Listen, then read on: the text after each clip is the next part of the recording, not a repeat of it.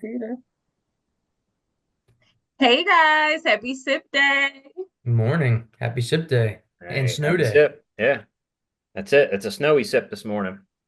Yep. I still got coffee. I haven't been outside in the snow for the hot chocolate yet. With or without marshmallows. With But With. I want the freeze dried ones. I don't want to add my own. I need the ones that came from Carnation or Swiss House, Swiss Miss. What is it? Swiss Miss. Yeah, Yep. Swiss Miss. Yeah, so you like those little mini ones, the the little really, mini really ones tiny that come in, ones. those were always Yeah, my favorite. I don't know, but Those were good. yeah, we'll they see. were good. I would eat all the marshmallows like right after they hit the hot chocolate. Yeah. So then they're still crunchy.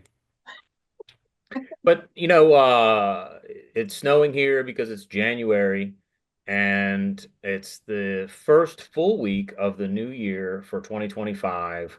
And so just sort of some tips and tricks to prepare for a new year is to look at what you did last year. One of the biggest things that folks have problems with, myself included, is identifying what all of your expenses are going to be. It's always so easy to say, everybody will quote you what their electric bill is or what their mortgage or rent payment is, and it's really easy to tell what your recurring expenses are, or what it might be if it varies a little bit. I know with great certainty that I spend 98.34 or $98 at least in some change to Verizon every month for my cell phone bill. That's that doesn't really vary. But the variable spending is something that is very difficult to identify, or even, quarterly. Quarterly might be more difficult to when you put into perspective when you're thinking about how much that I spend in total, and keeping track of your expenses. So right now, you have a full year of what your expenses are, and it makes it easy if you use credit cards responsibly to track what your expenses are. A lot of the credit cards out there have uh, expense and budget tools through their online platform, or even if you don't have them available with a particular credit card, it's different. Financial planning software we use, Wealth Vision, has this. There's some other aggregators out there, but essentially you could go through and see what your total expenses are for the previous year and kind of gauge that to what you thought that you were going to spend in the year, and use that for a benchmark for the year moving forward. So I think kind of saying what you spend and what you actually spend might vary, and this is a Yeah. good time now that we've had an entire calendar year to do it. But you could essentially do this at any given month, is to look at what your previous 12 months of spending was, and give that a look to see if there's any room for improvement, or if it's just like frivolity. Uh, Hard work and frugality, I think, are the pillars of society, and but frivolity is way more fun. So hate to be a damper on anybody's parade, but if you're trying to make a change or you want to do something a little bit different this year, uh, give it a look. See what you spend. And some of And you may be surprised how much money you're spending in certain areas. It may come as a shock. Yeah, and as a tactic as that we use in financial planning, which can work if you are, consistently underspending what you have, but as a tactic that we do is tell me not what you're spending, but tell me what you're saving. And if you commit to that savings goal, then we know everything else was spent, and you kind of reverse engineer that budget and make it a little bit easier. So I think both methods have a good use, and can be very helpful. But uh, if you give it a look and see what it is, you might surprise yourself in a good way, hopefully. And Yeah. also, how often are everyone actually checking these monthly subscriptions that we're paying for? Like, are you using them? Like, how much money is going towards that? Like, when I actually did like an audit of how many subscriptions I had, I wasn't using like half of them. So I was basically just wasting money that could have been Yeah. saved. Yeah, in terms of monthly subscriptions, my rule on that is that I don't do it. Hard fast rule. But I like like in that rule. society, like the monthly subscription or a subscription based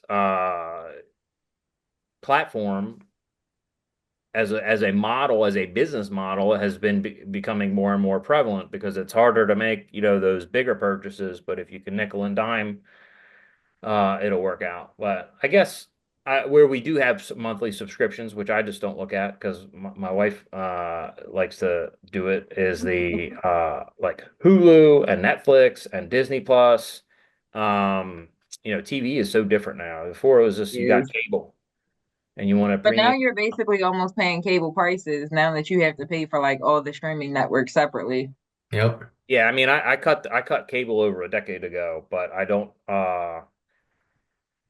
Um, if you're not watching the stuff that's on all of the different subscriptions that you have, then Hmm. maybe get rid of HBO Max for a couple of months until the show that you want to watch is available, and then you can resubscribe and you can watch it. But you don't need to pay for all of them all the time. That's a good That one. could be an I like extra that. And $100 or something that you could put in your savings, like you said, like put it towards something that matters. yeah, Yep. don't just cancel the subscription.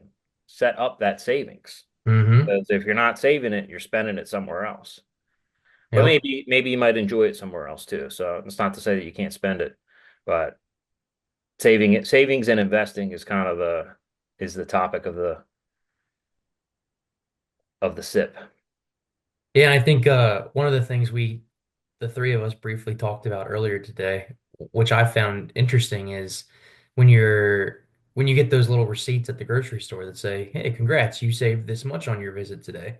Well, how true or not that is, who knows? But that is something that you could do is, maybe set a goal where if you save, $20 every time you go to the grocery store, put 10 of that into some type of a little savings account or investment account. And it's really incredible what, a couple bucks here, a couple bucks there, every week, every month can really add up to over the years. A rainy day fund, a down payment for a house, college for kids, whatever that might be for you individually. Um, it doesn't have to be a huge, daunting, I have to, save $1,000 a month. I mean, you could start, 5, $10 a week, and with, compounding and just time value of money, that could really start adding up to a lot. So, and if you're canceling 3 or 4 subscriptions, that's a lot of money right there. 3 or 4 subscriptions. What is that $60? Depends on I Basically, mean, because I the know, prices of the subscriptions have been going up. yeah, Yeah, it I used to think be nine Netflix ninety is, nine. Yeah, that is no more. yeah, I think Netflix is in the teens now, the low teens. And then, yeah, I mean, some of my family members have been really comparing the difference of, monthly cable prices and a couple subscription prices. And, it's hard to get away from it all. That's for sure. Yeah. Well, best of luck to everybody in the new year for their reaching their savings goals. If you haven't already and you are eligible to, you might take a look at making a contribution still for your IRA or your Roth IRA or your health savings account because you still have the ability to do that up until the tax filing deadline, which is come in April. So there's a couple of months to do it to get organized, and it might save you some taxes now or some taxes later. So it's a good thing to take a look at to maybe save some of the money here and there to add it to your retirement accounts. And I'm sure future you will definitely appreciate it. That's Future you right. will love you. Yep. All right. Y'all take Bye, care. guys. All Happy right. Sip Day.